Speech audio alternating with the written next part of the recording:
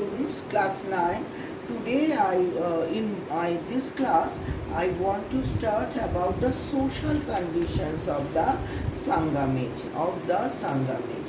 The Sangam literature, the social conditions and the economic conditions of chapter 6. What I will teach you, the social conditions and the economic conditions. Now the social conditions, and all this informations we gathered the information from the literature and from the megalith. From the megalith give us many, it belongs to the archaeological sources of history. Synthesis of the two culture. We have already seen the blend of the mixtures of the blend or mixture of the two cultures. I told you in the beginning that Sangam means an assimilation of the Aryan and Dravidian during this age. The stories of Mahabharata and Ramayana were all known to the poets of the Sangam age.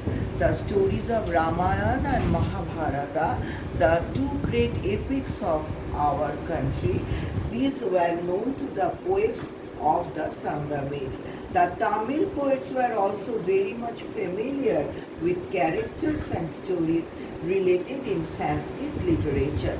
So the Tamil poets, they are very much familiar with the stories of Ramayana and Mahabharata, and they were also familiar with the stories and characters related to Sanskrit literature. Arundhati, for instance, had become a model for women in the south. So they used to, worship Arundhati. Who was Arundhati? Arundhati was a model for women in the south. All this belong to the social condition, and these social conditions in the Sangam age were the synthesis of the two cultures. The Arundhati, she personified the ideal of chastity. The legend that Chakra bird feeds only on raindrops and the raindrops turn into pearls in particular seasons is another instance of Sanskritic ideas and beliefs put into the literature of the Sangam age. So they started to worship Arundhati. She was a model of purity, and that there was a legend that Chakra bird feeds only on raindrops and the raindrops turn into pearls. The Chakra birds feed only raindrops and these raindrops turn into pearls. So this was also another instance of Sanskritic ideas and beliefs. Now, besides this, in the social condition, next come the caste. The Brahmins, the Kshatriyas, and the Vaishyas appear as regular caste or varnas in the Sangam text. An ideal king was one who never caused an injury to the Brahmins. Many Brahmins were celebrated poets, and as such they were handsomely rewarded by the rulers. Now, mark up till this, other is not necessary. So the society was castrated. The society was divided according to the caste. What were these? The Brahmins, the Kshatriyas and the Vaishyas. These were the regular caste or varnas during the Sangam age, and it was clear to us from the Sangam literature. An ideal king who never hurt to any Brahmins. Many Brahmins, among the Brahmins, there were many Brahmins who were the celebrated poets, and they were handsomely rewarded by the kings. Now, in the next para, you come, my students, in the next para, the social outcast and the forest tribes suffer from extreme poverty. That is the lower caste. The lower caste people were socially outcast, and the forest tribes suffered from extreme poverty. They live from hand to mouth. They live from hand to mouth means they based on their life based on daily income. If they can work, they can earn something. No work, no pay, no food. The hunters and food gatherers lived mostly in hill areas. In the society, there were many hunters, and we know, students, we all of us should know that during that time there were no industrial development, so the people had to live on. Their life was based on agriculture, on the forest of food, and the trade also carried on. Now the hunters and the food gatherers lived mostly in the hill areas. They worked hard to survive in difficult situations. So life was very hard, and the life depends very much on the on the nature. If the heavy flood, then they had to face much more difficulty, and also without rain, if there is famine, yeah, drought, at that time also they had to face much difficulty. The ruling class, the class of warriors and some other classes, and besides that, the ruling class, class of warriors and some other classes, the ruling class was called Arasar. The members of this class had marriage relation with the Velalas. Look at the book, my students, look at the book and underline this. The ruling class was called Arasar. The members of this class had marriage relation with the Velalas, the propertied people owning the bulk of the land, the people who had much property, that is, they had they owned property, they belong to the wealthy class, means they own the bulk of the land. War booty and income from trade and agricultural produce enable the king to maintain professional warriors. The king on those days, my students, life was based on wars. The king had to undergo several wars. For that purpose, they had to maintain professional warriors. The occasions for war were many. There were many occasions concerning those occasions. There were war, several wars. That's why much money was spent. According to the Sangam poets, the refusal of one king to give his daughter in marriage to another was a frequent cause of war. There were many causes of the war, and among the causes, if a king refused to give marriage of his daughter to a king of another statehood, then that was one of the important cause of the war. So, according to the book, according to the Sangam literature, look at the book, my students, page B62. The occasions for war were many. According to the Sangam poets, the refusal of one king to give his daughter in marriage to another was a frequent cause of war. In Sangam poetry, heroes are glorified, and wars and cattle raids were often mentioned. So in Sangam poetry, heroes were glorified. That is, in the society, heroes, the war heroes, that is, the warfare was very much glorified, and for that purpose the war heroes were taken into much consideration. Their rank were much higher in the society. The bards constitute a class separate from the Brahmin poets.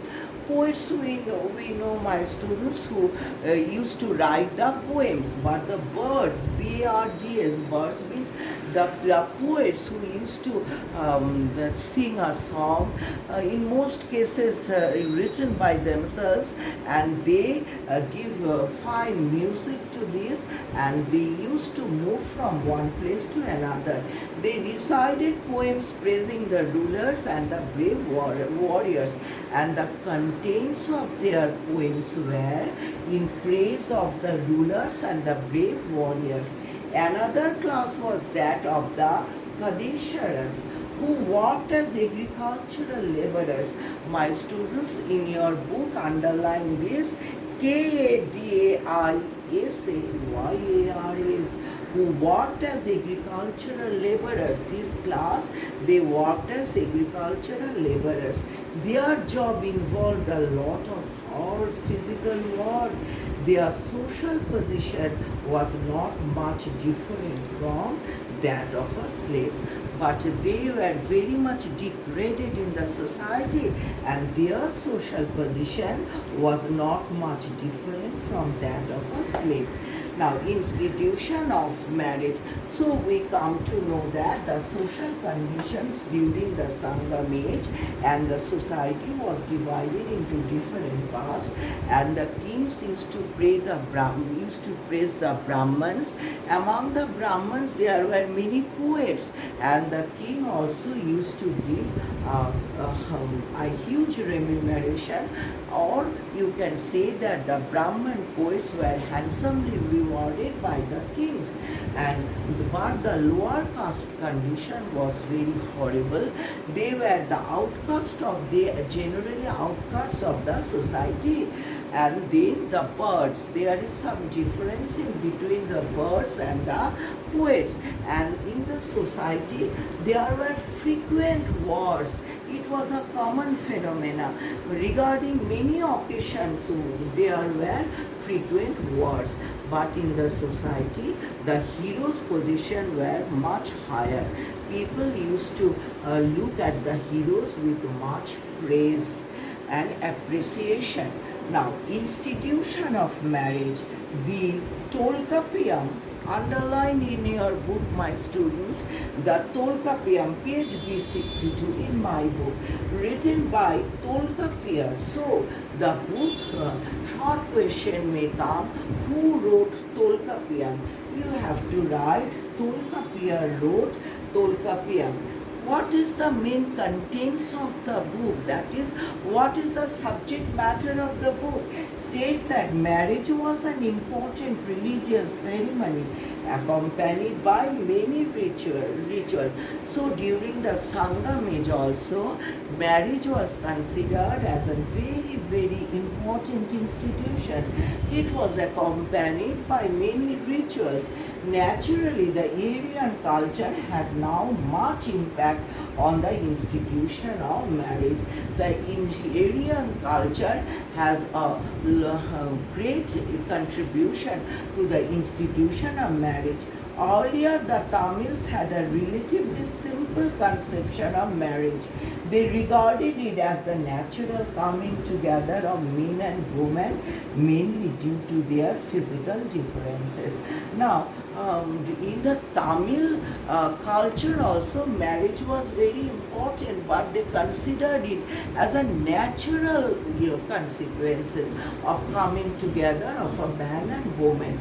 But the Aryans, they considered marriage as not only important, but it is associated with many rituals. So, combining these two religions, that is the Tamil and the Aryans, marriage institution got much of its importance. And my student, I told you that Sangam age means the synthesis of culture of the Dravidian and the Aryan culture. Now, position of women. The joint family system characterized the society. So the Sangam age was very much characterized by the joint family system. Although some women got good education, their status in society was not equal to that of men. But so in the society what happened? Though the women got good education, but their position was not equal to men. They did not have the right to inherit property. My students, follow this point very carefully. Why the women were not considered equal to men? Though the women got good education, they had no right to inherit property. They were aesthetics also among women, following the Jain and the Buddhist tradition. According to the Jain and the Buddhist, so in the Sangam age also there was a severe impact of the Buddhist and the Jain tradition. So following those traditions, there were many priests also among the women. The worship of Kanagi or Patini, underline my students, short question may come from this, suggests that the vow of chastity was regarded as the greatest feminine virtues. In fact, the images of Patini Devi were being preserved and worshipped by Tamils in their temples until very recently. So worship was considered religion, loyalty to the religion and worship towards God. Among the women there were many priests, sages also following the Buddhist and the Jain tradition. So we come to the point, my student, come to the point that worship and religion was considered one of the important phenomena during the Sangam age, and images of Patini Devi were being preserved and worshipped by Tamils in their temples until very recently. And we know, my students, that India offers unity in the midst of diversity. I hope many of you have visited South India. In South India there are in the 21st century also innumerable temples. So they are very much devotee. They had strong attachment towards the religion. Now, religions and religious rituals, my students, I come to the last part of the social conditions. In my next class, I will deal with the economic conditions. Religion and religious culture, B63 in my page. In my book, in the early centuries of the Christian era, the ruling class and upper section of Tamil society had accepted Brahmanism. So, in the early centuries of Christian era, the ruling class and upper section of the Tamil society, they accepted the Brahmanism. And my students, in my previous class, I told you that the Buddhism and Jainism in the 6th century BC, though it became popular, but we have to experience the sharp decline as the Brahmanism rose in the society again. So, in the Tamil society had accepted Brahmanism. The king used to perform Vedic sacrifices. The king used to perform Vedic sacrifices. The Brahman studies and chanted the Vedic hymns. There were disputation or public discussion on Vedanta, Vedic philosophy. People were so cultured, so educated. There were discussion regarding Vedanta and Vedic philosophy. The worship of Vishnu was gaining popularity. Worship of Vishnu gaining popularity. But the chief deity of people of the hilly region was Murugan. The chief deity at the hilly region was Murugan. Jainism also flourished during this period along with Buddhism. Along with Buddhism, Jainism also flourished. The two sects enjoys royal patronage. Jainism and Buddhism also gained royal patronage. Dead bodies had begun to be cremated, although the megalithic practice for the disposal of the body continued. For the cremation of the dead bodies, the megalithic practice was continuing. So my students, today up till this, and in my next class I will discuss the economic conditions of the Sangam age. So about the religion and religious rituals, the people used to accept Brahmanism, though in the society Buddhism and Jainism prevailed, and regarding the dead bodies, the megalithic culture still continuing. Okay, and the people were highly educated because regular discussion of Vedanta, Vedic religion was going on in the society, and Vishnu was gaining, worship of Vishnu was gaining much popularity. Okay, my students, wish you all the best, a happy weekend.